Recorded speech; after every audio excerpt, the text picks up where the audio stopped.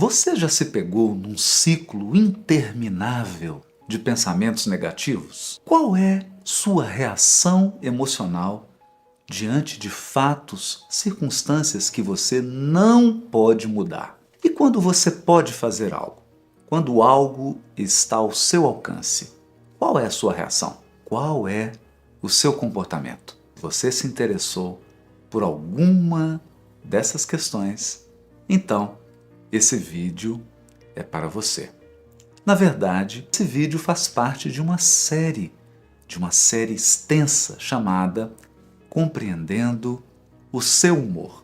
Nessa série, eu ofereço várias estratégias, muitas técnicas eficazes para que você possa não somente compreender seu estado de humor, mas também atuar sobre ele. Nós vamos começar esse vídeo de hoje com uma história.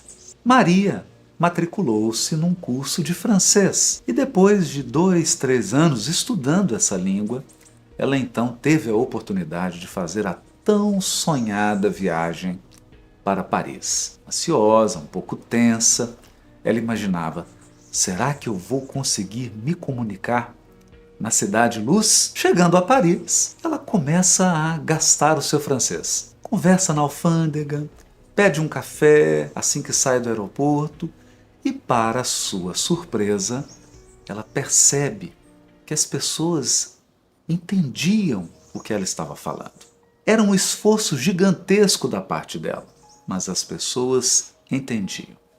Muitas vezes ela precisava pensar na língua dela, no português, traduzir para o francês e aí então expressar na língua francesa aquilo que ela havia pensado na língua portuguesa.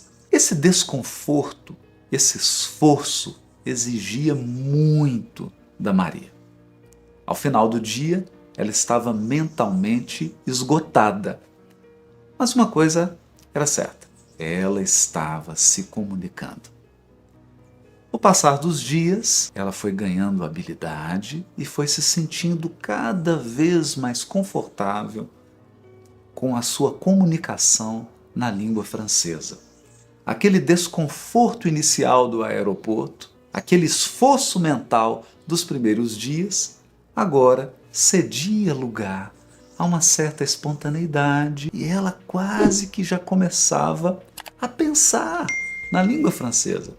Algumas expressões vinham na cabeça dela sem que ela precisasse pensar antes em português, sem que ela precisasse traduzir aquele pensamento para a língua francesa. Depois de 15 dias passeando por Paris, chegou o dia da despedida e ela já estava assim bastante fluente, até fazia alguma brincadeira, já estava mais espontânea, mais tranquila.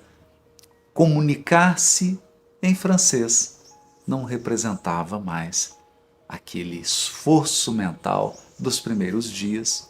Ela estava segura, confiante e agora disposta e animada a prosseguir nos seus estudos. O que essa história tem a ver com o humor? Ao longo dessa série, Compreendendo o Seu Humor, nós comentamos sobre os pensamentos, sobre o impacto que os nossos pensamentos têm em nosso estado de humor, em nossa fisiologia e em nosso comportamento. Comentamos sobre os pensamentos automáticos, aqueles pensamentos que surgem inconscientemente, ou melhor, um conjunto de pensamentos, um ciclo de pensamentos que nos assaltam, que surgem espontaneamente e que muitas vezes nos prendem numa cadeia automática de raciocínio. Nós ficamos presos àquele conjunto de pensamentos e não conseguimos pensar outra coisa, ou não conseguimos pensar de outra forma. Pensamentos automáticos reforçam determinados estados de humor. Se você acordou num estado de humor triste ou deprimido, sua mente vai começar a girar em torno de um conjunto de pensamentos de tristeza. Você começa a destacar todos os aspectos negativos, você começa a enfatizar tudo aquilo que é desfavorável e sua mente deixa de perceber todos aqueles aspectos que são positivos, todos aqueles aspectos que podem contribuir para a sua saída daquele estado de humor depressivo ou triste. Isso vale para a ansiedade, isso vale para o estresse, isso vale para qualquer estado de humor. Imagine alguém que esteja num estado de humor de baixa estima, um estado de humor depreciativo, em que a pessoa se sente insegura, se sente incapaz, se sente impotente para enfrentar os obstáculos e os desafios que a vida está apresentando. Por exemplo, agora na quarentena, durante essa pandemia, muitas pessoas têm se sentido assim, impotentes, incapazes. Isso afeta sua estima, isso afeta o seu humor, isso afeta a energia que você coloca nas atividades, afeta todo o seu comportamento, toda a sua vida. É muito comum que nesse estado de humor nós alimentemos um conjunto de pensamentos que somente reforçam esse estado de humor. A imagem, que é engraçada, mas muito séria ao mesmo tempo, é a de um cachorro correndo em torno do próprio rabo. Cada vez que nós alimentamos aqueles pensamentos repetitivos, mais eles reforçam o estado de humor em que nos encontramos. Naquele estado de humor, nós começamos a reforçar determinados comportamentos e aqueles comportamentos geram pensamentos que geram estado de humor, um ciclo vicioso. Essa é a lógica.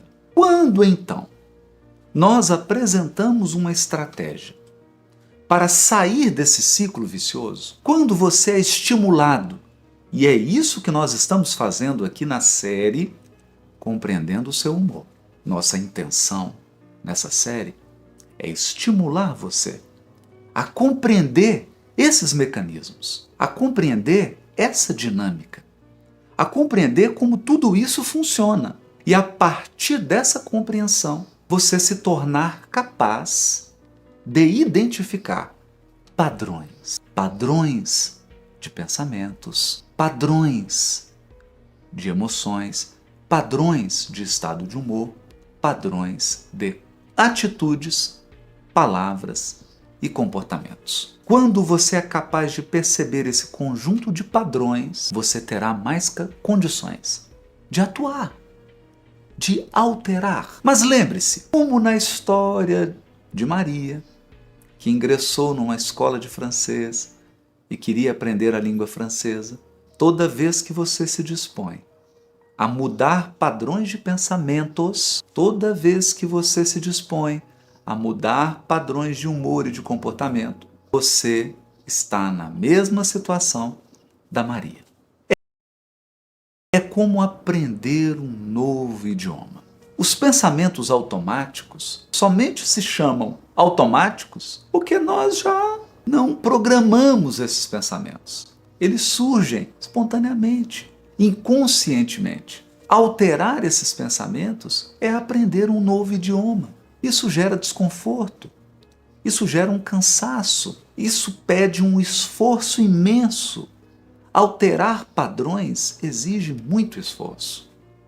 É natural, então, que nos primeiros dias, nas primeiras tentativas para alterar esses padrões de pensamentos, você se sinta desconfortável, você se sinta cansado, você não consiga enxergar imediatamente os resultados, porque eles surgem aos poucos, em doses homeopáticas, bem aos poucos. É preciso perseverar e insistir na mudança de padrões. Quanto mais vezes você exercita pensamentos alternativos ou pensamentos compensatórios, por exemplo, você acordou e está triste, desanimado, está com o humor para baixo, não quer fazer nada. Você se entrega aos pensamentos que surgem desse estado de humor, tudo tudo vai parecer nublado. Tudo vai parecer triste. Nada terá sabor, nada terá cor, porque você está focado. É como numa sala ampla, ele resolve mexer no foco para pegar um objeto em cima da mesa. Ele vai focar e vai tirar uma foto maravilhosa daquele objeto, porque a câmera está focada. Toda a luz está direcionada para aquele objeto. Mas quando você foca em um objeto, automaticamente você está desfocando todo o resto. Ao escolher um elemento, você abre mão dos outros. Nossa mente funciona nesse mesmo mecanismo de uma máquina fotográfica ou de uma câmera de filmar. Quando você decide focar determinados elementos, isso significa que você abriu mão de focar outros elementos. Mas o foco está na sua vontade. É você quem decide o que focar. É você o diretor dessa cena. Quem dirige esse clipe? Quem dirige esse filme? Quem dirige essa sessão fotográfica? É você. Você escolhe. Quando eu decido mudar o foco, no exemplo que estamos dando agora, a pessoa que acordou deprimida, triste, se ela decide mudar o foco, é como falar um outro idioma. No início ela tem muita dificuldade. No início, os pensamentos alternativos não surgem de um modo fácil. Não é fácil você pensar em algo positivo se o seu estado de humor é depressivo. Não é fácil você focar em elementos favoráveis, em coisas boas que estão acontecendo. Não é fácil você dar ênfase àquilo que é prazeroso, àquilo que você gosta, quando o seu estado de humor é um estado de tristeza. Esse esforço que a Maria fez para se comunicar em Paris na língua francesa, é o mesmo que você terá de fazer para sair do ciclo. O ciclo de pensamentos, o ciclo de estado de humor e o ciclo de comportamentos. Todos eles direcionados para um comportamento, para uma atitude específica. No entanto, você for perseverante o suficiente para mudar essa dinâmica, para alterar, ainda que aos poucos, ainda que paulatinamente, você for capaz de perseverar nessas mudanças, o resultado começa a surgir. Um novo ciclo se forma. Aqueles pensamentos começam a reforçar determinadas atitudes, determinados comportamentos, determinado estado de humor alternativo. E aos poucos você aprende um novo idioma. O estado de humor é um idioma da alma. O estado de humor reflete um conjunto de elementos do nosso psiquismo, que nós já explicamos nessa série. Volte nos vídeos anteriores e você vai entender o que é a dimensão afetiva. Ela é composta de emoções, de sentimentos, ela é composta de mindset ou configuração mental, de crenças profundas, crenças que você alimenta desde a infância, de regras, de pressupostos, regras que você estabeleceu para medir a vida, para comparar, para decidir. Tudo isso representa um idioma, o idioma afetivo. Esse idioma pode te levar a expressar tristeza, alegria, autoestima. Uma vez compreendida essa dinâmica da mudança de pensamentos, de estado de humor e de comportamentos, quando compreendemos que essa mudança é como aprender um novo idioma, a nossa disposição para a mudança também se altera. Adquirimos uma espécie de paciência conosco mesmo. É preciso dar tempo ao tempo. No entanto, há determinadas situações que podem e devem ser alteradas. Por outro lado, outras situações que não podem definitivamente serem mudadas. A estratégia de hoje é ação e aceitação. Vamos comentar um pouco sobre isso. Determinados acontecimentos, determinadas circunstâncias, determinadas escolhas que as pessoas ao nosso redor fazem, e muitas vezes pessoas amadas, algumas delas podem ser mudadas, podem ser alteradas. Algumas dessas circunstâncias, desses acontecimentos e dessas atitudes dependem da nossa ação, da nossa disposição em alterar, em modificar. Outras, no entanto, exigem de nós algo mais sutil, mas não menos poderoso: a aceitação. Ação são os dois grandes instrumentos para que a gente possa lidar com circunstâncias exteriores, com acontecimentos. Vamos começar pela ação. Uma vez que você identifica um determinado estado de humor, por exemplo, você perdeu o emprego na pandemia e o seu estado de humor atual é de tristeza, é de desânimo. Você está ansioso, agitado, nervoso, não sabe se consegue voltar ao mercado de trabalho, sabe se consegue se posicionar naquele nível profissional que você se encontrava. Nesse exemplo, estamos diante de uma situação que demanda a sua ação. Conseguir uma nova posição profissional, conseguir um emprego, depende da sua ação. Na verdade, depende diretamente do seu comportamento, da ação que você vai adotar. Não basta mudar seus pensamentos, não basta mudar o seu estado de humor, se você não adotar uma ação concreta. A situação externa não se altera. É por isso que nessa série Compreendendo o Seu Humor, nós temos enfatizado a ligação entre pensamentos, estado de humor, comportamento e reações físicas, e tudo isso, todos esses 4 elementos, em total sintonia com o ambiente, exatamente para não transmitir a falsa impressão de que basta você ter pensamentos positivos para que a sua vida mude magicamente, como no espetáculo de mágica. Não é assim que funciona. O estado de humor está conectado com o ambiente, com o seu corpo, com suas reações físicas, com seu pensamento, com seu comportamento. Tudo isso está integrado. Uma mudança requer mudança em todos esses 5 elementos. No caso de alguém que perdeu o emprego, ele precisa mudar pensamentos, ele precisa mudar fisicamente, sua atitude física, suas reações físicas.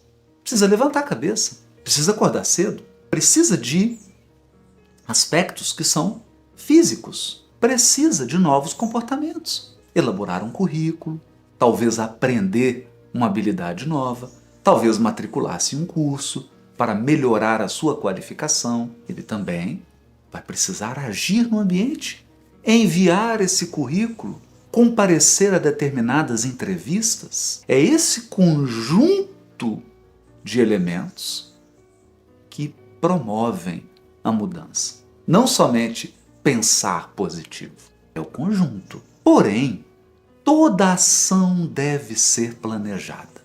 E a grande dificuldade, a grande armadilha da maioria de nós é que nós nos lançamos na ação, nós partimos para a ação sem planejamento. Quando você parte para a ação sem planejamento, qualquer coisa imprevisível que ocorrer, você não sabe reagir, você não sabe se comportar. Então, digamos que afobadamente você tenha enviado uma série de currículos. Você não planejou. Não planejou o currículo, não planejou para onde você iria enviar, não se preparou para possíveis entrevistas, não pesquisou as empresas para as quais você está enviando o seu currículo, não pesquisou quais habilidades essas empresas estão exigindo, você simplesmente partiu para a ação. enviou o currículo. A resposta veio, foi marcada uma entrevista e agora você não sabe o que fazer. Não sabe o que fazer. Esse fato imprevisível, positivo, mas imprevisível.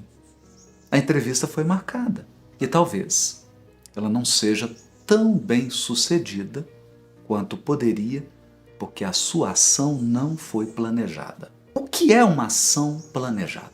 Uma ação planejada tem alguns pressupostos. Primeiro deles, mudança de pensamentos, de estado de humor e de comportamento. Tudo o que eu disse no início desse vídeo precisa ser colocado em prática.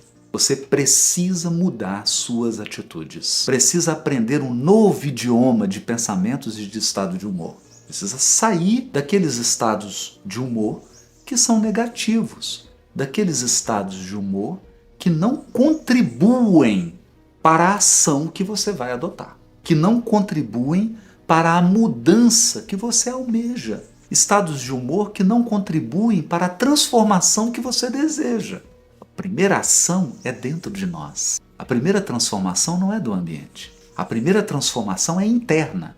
Eu preciso aprender um novo idioma, não uma nova língua, um idioma de pensamentos e de estado de humor. Se eu estou num humor depressivo, triste, ansioso, eu preciso cultivar pensamentos, atitudes que me coloquem num outro patamar. Isso é fundamental.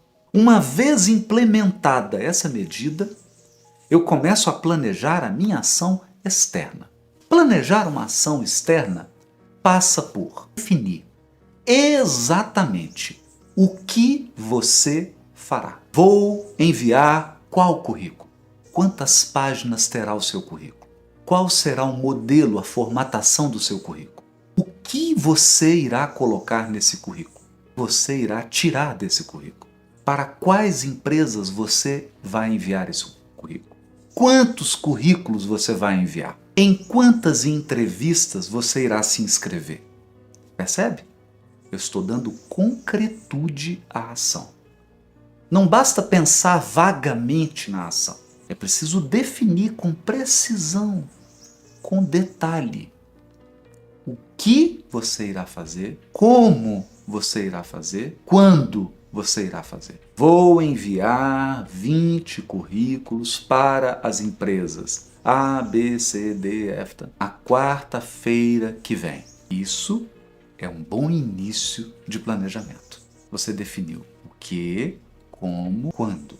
Uma vez definida a ação específica que você irá adotar, é preciso pensar em algo que raríssimas pessoas pensam.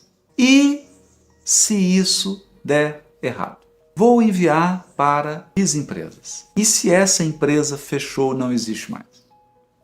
Qual você vai substituir? Vou conversar com a minha chefe, com o meu chefe, para pedir um aumento. E se ele disser não? Tem que prever isso. Quando você determina uma ação específica que irá ser adotada, você precisa pensar sobre os possíveis obstáculos, os possíveis desafios que a sua ação vai desencadear. Porque a sua ação não gera apenas resultados agradáveis. Toda ação gera reação, mas a reação pode ser uma reação que você não esperava, pode ser uma reação que não te agrade, pode ser uma reação inesperada, imprevisível.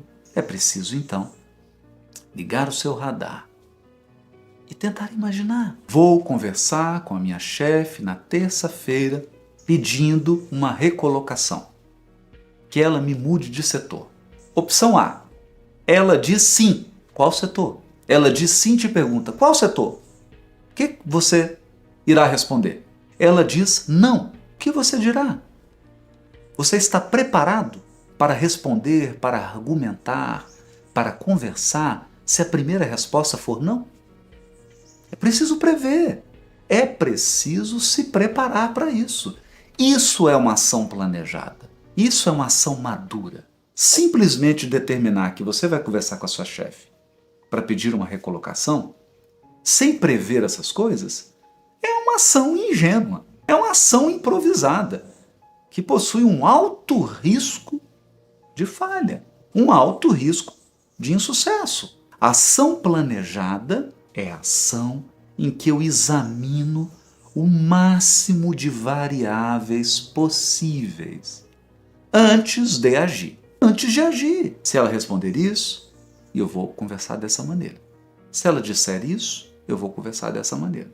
Se ela disser, agora eu não posso, mas daqui 2 meses volta a conversar, você precisa se preparar para isso. Perguntar, por que agora não pode? Tem alguma questão? Ouvir.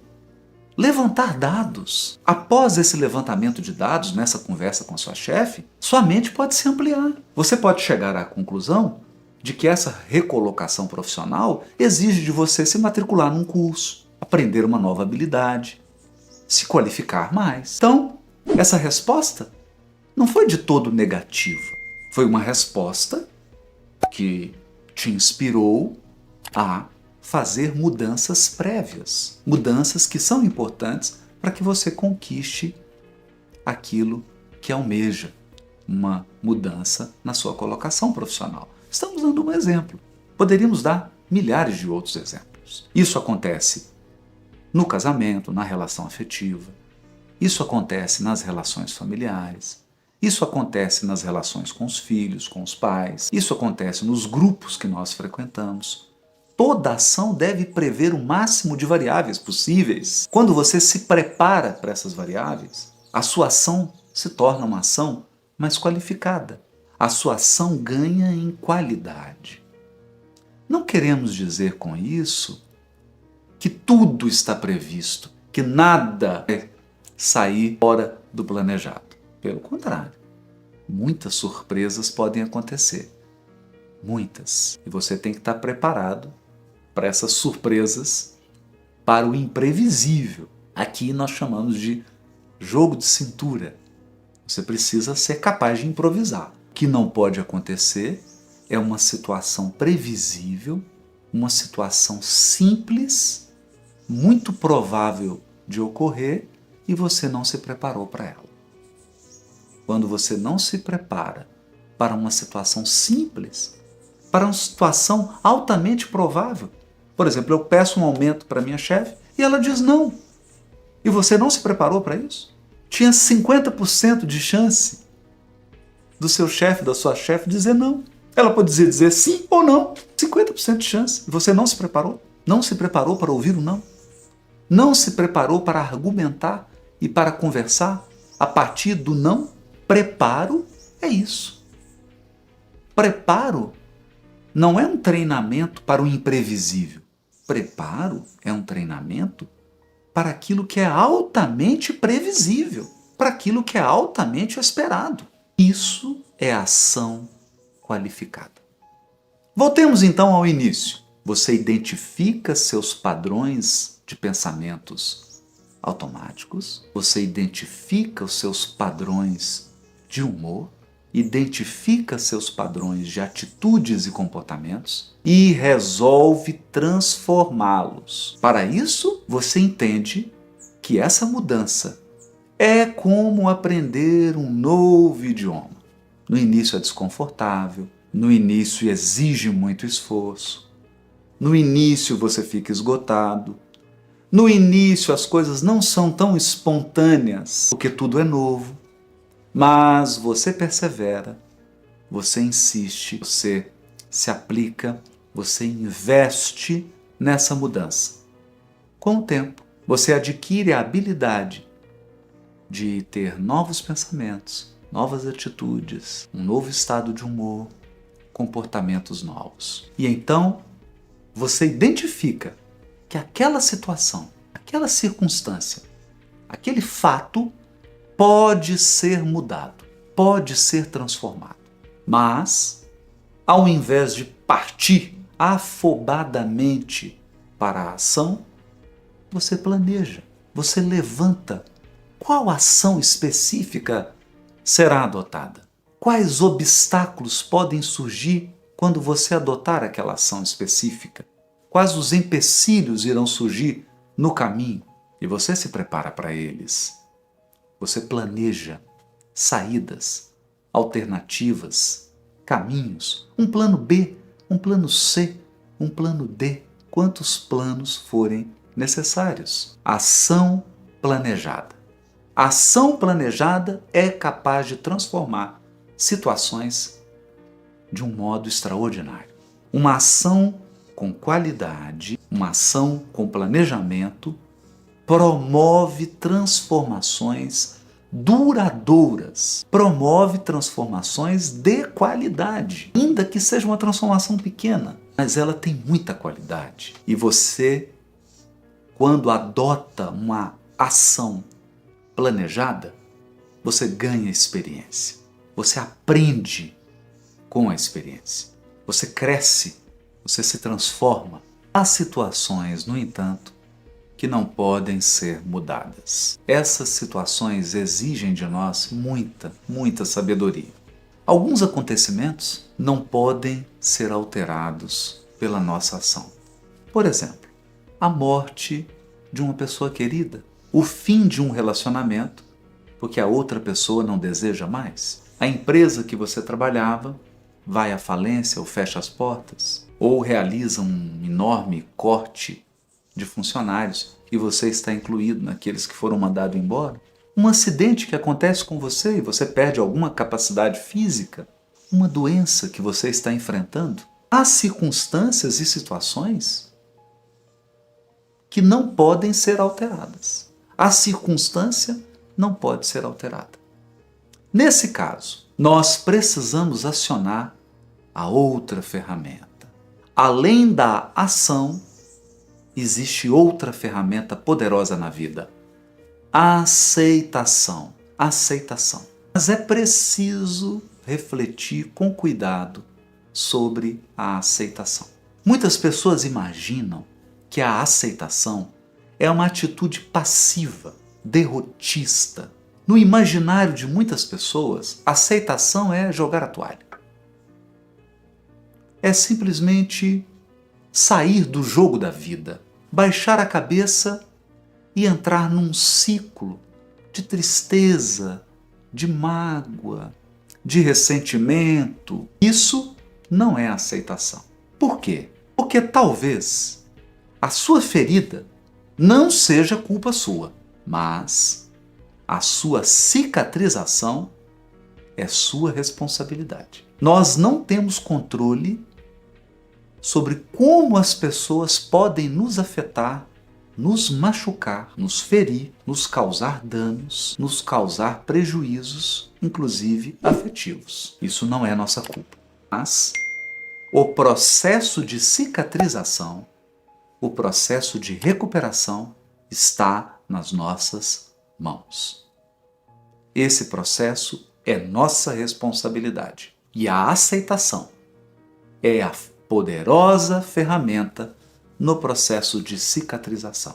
Estamos falando aqui de uma aceitação ativa. E por que as pessoas confundem a aceitação com derrotismo? Porque elas pensam de uma maneira equivocada. As pessoas imaginam o seguinte: se eu não posso alterar essa situação, se eu não posso agir fora, então não há nada a fazer. Errado. Você não pode mudar uma situação externa. Isso significa que o trabalho agora será dentro de você. Quando uma situação externa, quando um acontecimento externo não pode ser alterado, isso significa que 100% do trabalho terá de ser feito dentro de você. 100% do trabalho será mudar sua configuração mental, sua maneira de enxergar a vida, suas crenças, suas regras de viver. 100% do trabalho será mudar seu estado de humor. 100% do trabalho será mudar sua atitude perante a vida, mudar sua atitude perante aquele acontecimento. 100% do trabalho será mudar seu comportamento, suas reações físicas. Todo o trabalho será em você. Portanto, a aceitação não é um processo passivo. Ele é um processo 100% ativo. mas uma outra atividade, um outro gênero de atividade. Nós temos a tendência de definir atividade como aquilo que se faz fora. Para a maioria das pessoas, atividade é pegar uma pedra e mudar de lugar, derrubar uma parede e construir outra. Pintar uma parede de uma cor, pintar de outra cor, cozinhar. Todas essas atividades são ações externas. E as ações internas, que são muito mais difíceis de serem implementadas, que exigem muito mais preparo, elas saem do catálogo? A ação interna não é ação? É. Aceitação, portanto, é um processo ativo. Aceitação ativa é, primeiro, compreender o que pode e o que não pode ser mudado. Isso é sabedoria. Isso é sabedoria devida. Você luta com aquilo que não pode ser mudado externamente, toda a sua preciosa energia será gasta em socar o vento. Você está brigando com a ventania. Você está tentando conter as ondas do mar. Isso só trará desgaste emocional, intelectual e físico. Essa é uma luta em glória. A sabedoria está em discernir o que depende e o que não depende da minha ação, que está no meu controle, e o que eu posso mudar e o que eu não posso. Quando eu não posso mudar, entra em campo um outro time de futebol, igualmente com 11 jogadores. O time de futebol da ação tem 11 jogadores. O time de futebol da aceitação também tem 11 jogadores. O esforço para agir e o esforço para aceitar é o mesmo. O planejamento que se exige para agir é o mesmo planejamento que se exige para aceitar. A aceitação demanda um conjunto de estratégias e a primeira delas é mudar seu mindset, sua configuração mental, sua visão de vida.